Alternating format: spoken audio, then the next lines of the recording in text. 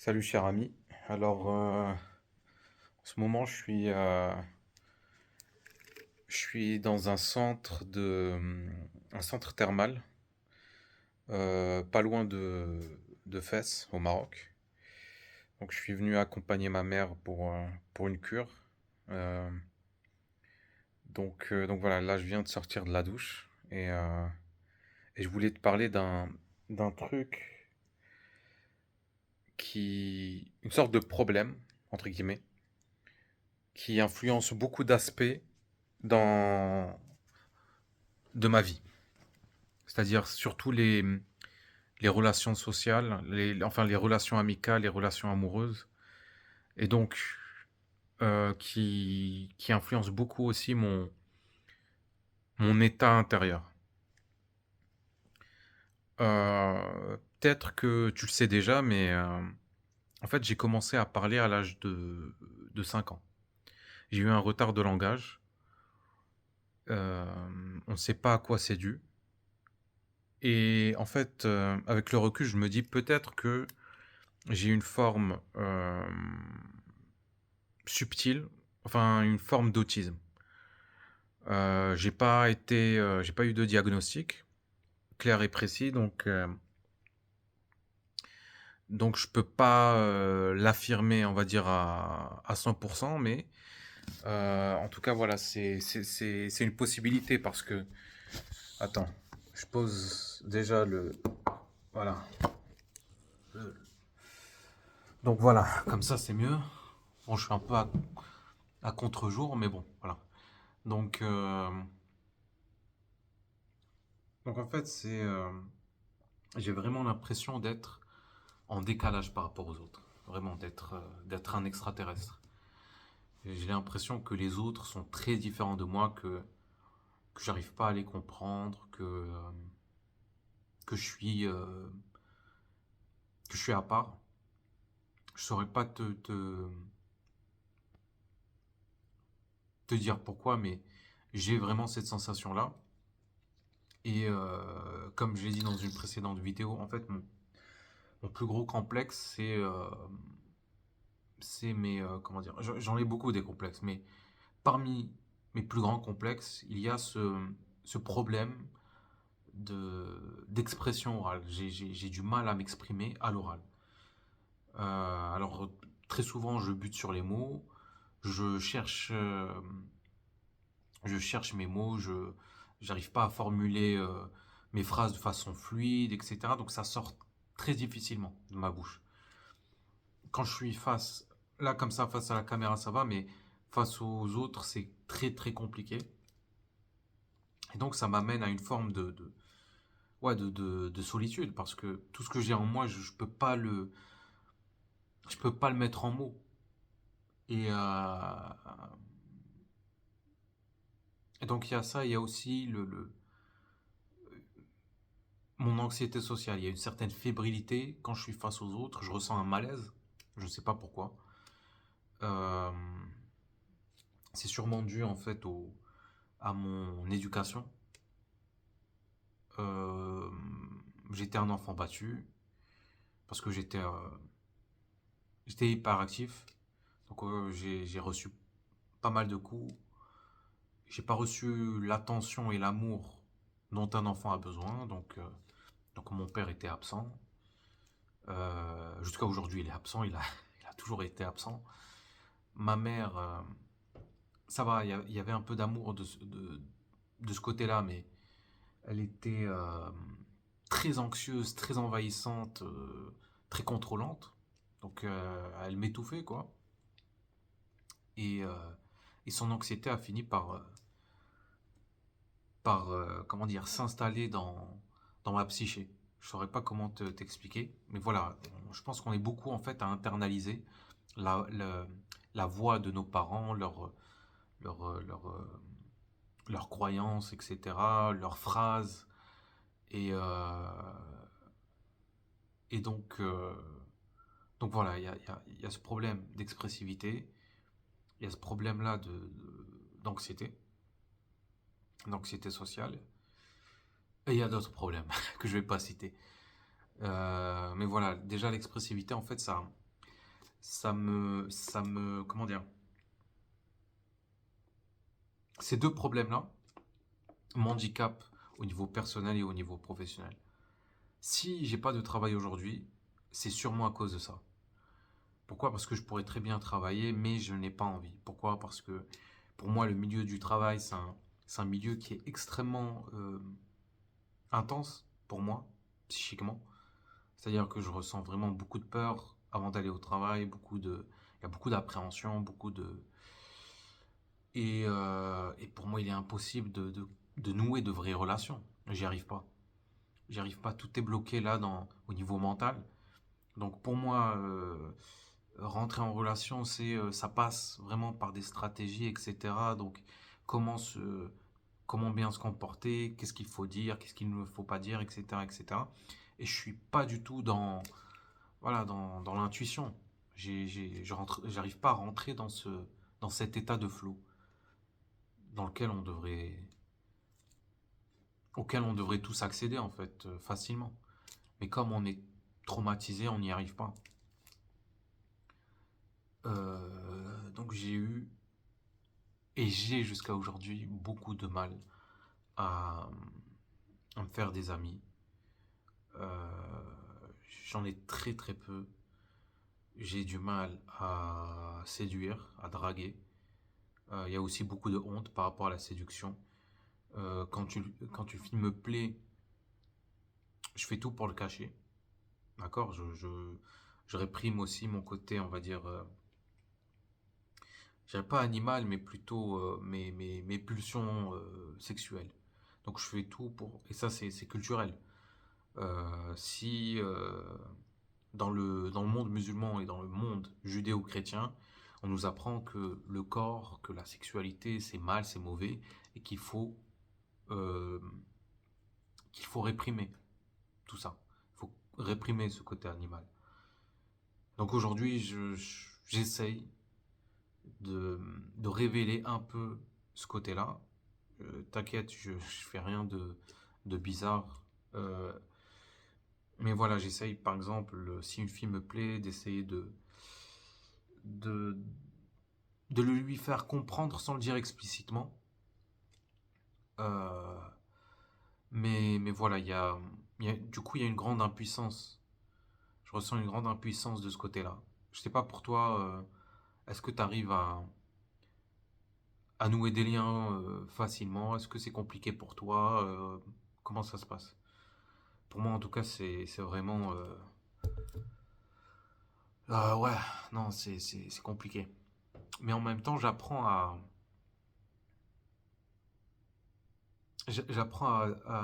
déculpabiliser. C'est-à-dire que j'ai beaucoup de blessures émotionnelles. J'ai pas choisi d'être comme ça, c'est la vie qui m'a imposé, on va dire, ce personnage. Euh, je n'ai pas à me rabaisser, je n'ai pas à avoir honte. Je suis comme ça. Et pendant très longtemps, en fait, je cherchais à me changer, à me transformer, devenir quelqu'un de confiant, de devenir un mec, voilà, un séducteur, un mec sociable, etc. Mais ce n'est pas moi. Donc ça sert à rien de forcer. Et en fait, plus tu résistes, plus tu souffres. Plus tu résistes, tu nourris la haine de soi, le désamour, voilà, le désamour, et donc le désamour de soi, je sais pas si ça se dit, ouais. Et donc voilà, aujourd'hui, en fait, le travail que je fais, aujourd'hui, c'est que j'essaie de désapprendre tout ça, toute cette culpabilité, toute cette honte toxique, cette voix qui avant me rabaissait, j'essaie de m'en défaire. Et j'y arrive petit à petit. J'ai l'impression qu'il y a beaucoup de, comment dire, que j'ai fait beaucoup de progrès à ce niveau-là. Au niveau interne, j'ai l'impression d'être un peu plus en paix avec moi-même. J'ai l'impression de moins me détester qu'avant. J'ai l'impression de... Ouais, j'ai l'impression que... J'ai l'impression que ça va mieux en fait. C'est aussi simple que ça va mieux. J'ai l'impression d'avoir vraiment grandi et mûri au niveau émotionnel. Et mais voilà, comme je l'ai dit au début de la vidéo, il y a toujours cette impression d'être à part. Et je pense qu'il faut juste que, je sais pas si toi aussi si toi aussi c'est ton cas, mais il faut juste réussir à changer de perspective là-dessus, se dire que être différent, ça peut être une force. Tu sais, ça semble très gnangnan, dit comme ça. Ça fait très spiritualité New Age et tout, mais oui, je pense que les défauts, les qualités, en fait, ça n'existe pas. Tout dépend en fait, tout est une question de subjectivité, et voilà, de point de vue. Donc, se sentir différent, ça peut être, ça, ça peut être vu comme une force. Et par exemple, l'anxiété sociale, au lieu de voir ça comme une faiblesse, il faudrait voir ça avec empathie, avec bienveillance et se dire que c'est une hypersensibilité, c'est des émotions désagréables qui font surface à cause de blessures du passé. Et voilà, donc c'est ce que j'essaie de me rappeler tous les jours. Et dis-toi que tous les matins, quand je me réveille, j'essaie de faire une méditation de 20 à 30 minutes. Et j'essaie de parler à mon enfant intérieur. J'essaie de lui dire, tu as le droit d'avoir peur, tu as le droit de te sentir à part, tu as le droit d'échouer, tu as le droit d'être rejeté. Et, et voilà, aujourd'hui, je pense que j'ai fait un. Je pense qu'aujourd'hui, ça va mieux. Ça va mieux et j'espère que dans 5 ou 10 ans, ça ira encore mieux. Voilà. On vit dans un monde qui nous pousse à être rude et méchant avec nous-mêmes, parce qu'on pense que euh, sans cet état d'esprit, on ne peut pas avancer. Alors, je pense que c'est le contraire.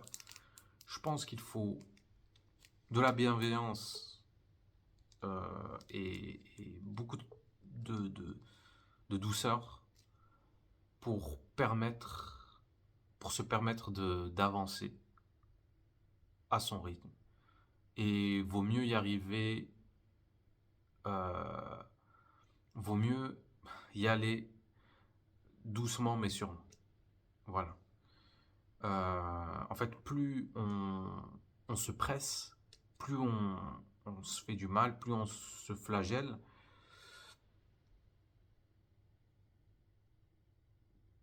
plus on s'impatiente aussi, moins on a de chances d'y arriver. Enfin voilà, je sais pas si c'est bien clair ce que je dis. Peut-être pas, mais bon. Attends, on va changer un peu de. Hop, switch. Voilà. Tac tac. Donc, euh, ok. Donc, je t'avoue. Donc là, c'est une phase de transition. J'ai pas de copine. Euh, j'ai quitté ma dernière copine parce que pour un truc tout con. Et et ce qui est bien, c'est que j'ai été honnête avec elle, c'est que le seul truc qui me bloquait, c'était son corps. Alors moi, j'aime bien. Alors, on est passé d'un sujet à un autre, mais voilà, il n'y a pas eu de transition, mais on s'en fout. On est là pour, voilà, je suis là pour parler de ma vie, je suis sûr qu'il y a personne qui regarde cette vidéo, mais je m'en fous. Je m'en fous. Pour moi, c'est comme une thérapie. Voilà. Donc, en tout cas, voilà, s'il y a une personne qui écoute, qui regarde cette vidéo, j'aimerais bien que tu me laisses un petit commentaire juste pour faire coucou. Si t'es arrivé jusque-là, chapeau. Voilà, en tout cas, voilà, avec ma copine, en fait, ouais, j'ai voulu en finir juste parce que sa morphologie m'attirait pas. Et je suis resté avec elle juste par désespoir, par manque d'opportunité, tout simplement. Euh, Aujourd'hui, je me dis en fait, ok, cette fois-ci, je vais me donner le temps de rencontrer la bonne personne, la bonne fille, donc une fille avec des rondeurs et une fille avec qui ça match aussi, une fille qui arrive à sortir le meilleur de moi-même, parce que en fait, quand les gens me connaissent pas, ils pensent que je suis quelqu'un de sérieux, de triste, de mais dans le fond, en fait, je suis un gamin. J'aime rigoler. Je vis dans mon propre monde. J'ai ma propre planète. Je suis, voilà. Donc, j'aimerais bien rencontrer une fille qui arrive à extirper ça de moi. Cet humour que j'ai, c'est, ce côté un peu léger, un peu enfantin. Et voilà, voilà, en fait, dans, dans notre société, on fait tout pour réprimer ça, pour réprimer ce côté, ouais, ce côté gamin, quoi. On te dit, ouais, sois plus sérieux, sois plus mature. Mais, euh, mais peut-être que on a besoin d'avoir des gamins dans la société. Tu sais, je suis sûr que parmi les acteurs, les stand-uppers, les artistes, il y a beaucoup de gamins. Et ils nous permettent ouais, de rajouter du sel à la vie, de, de rendre la vie plus agréable. Et voilà, donc j'espère rencontrer une fille qui va voilà, euh, me permettre, me donner le droit d'être ce que je suis au fond de moi. C'est-à-dire un gamin qui aime rigoler, qui a sa propre planète, qui a des rêves démesurés. Et voilà. Donc, bah écoute, je sais pas quoi te dire d'autre. Je me suis pas mal révélé, hein. Euh, mais voilà, en tout cas, c'était un plaisir. C'était un plaisir de faire cette vidéo. Ça me fait beaucoup de bien. Euh, voilà, et ce serait bien voilà, que YouTube devienne plus authentique dans, voilà, dans les vidéos proposées. C'est-à-dire mettre en avant voilà, des créateurs qui se montrent tels qu'ils sont, avec leur fragilité, avec leurs insécurités, avec voilà, leurs regrets, on est tous humains. On est tous humains. Faut, faut arrêter de croire au monde Instagrammable et commencer à... Ouais, et il faut ouvrir la porte à un monde plus authentique. Alors authentique, ça veut dire imparfait. C'est ça. Un monde, des personnes qui sont imparfaites, qui sont vulnérables, qui sont faibles. Et on a le droit d'être vulnérable. Et on a le droit d'être faible. Donc voilà. Donc c'était un plaisir. Merci de m'avoir écouté. Et je te dis à bientôt. Salut.